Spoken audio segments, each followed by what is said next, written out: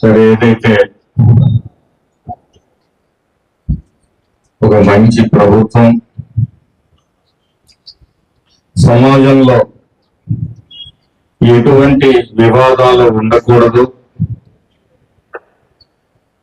ఒక ప్రశాంతత చేకూరాలి అని అంటే ఈరోజు మనకు వచ్చే కంప్లైంట్స్ అన్నీ కూడా 75 నుంచి 75% భూమికి సంబంధించినవి అవుతాయి. ఇవన్నీ పరిశీలించిన తర్వాత ముఖ్యమంత్రి గారు ఒక నిర్ణయం తీసుకున్నారు.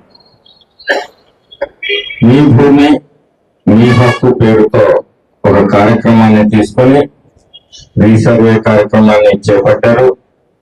ఈ కార్యక్రమంలో మరి పాల్గొంటున్న గౌరవ తహసీల్దార్ కిరణ్ గారికి, అలాగే market yard vice chairman Gundala Srinivasarao గారికి, హౌసింగ్ డిఈ గారికి, ఇక్కడికి వచ్చేసిన మరి నాయకులకు, రైతులకు, అలాగే ఈరోజు కొద్దిమందికి పట్టాలు పంపిణీ చేస్తున్నాం, వారికి అందరికీ కూడా హృదయపూర్వకమైన నమస్కారాలు.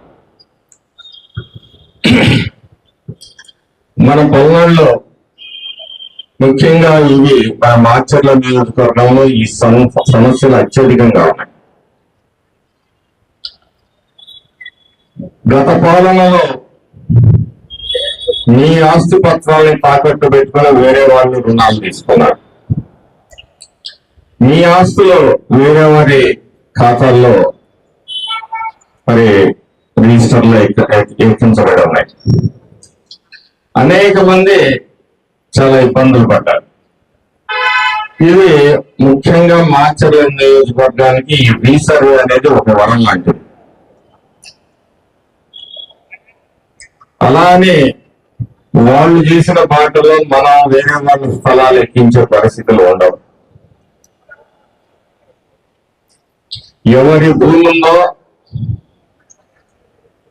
వాళ్ళకి మరి సర్వే ప్రకారం హక్కులు కల్పించబడతాయి వాళ్ళ అంగీకారంతో అని చెప్పేసి ఇప్పటి వరకు మరి మాట్లాడిన వ్యక్తులందరూ చాలా విపులంగా వివరించడం జరిగింది.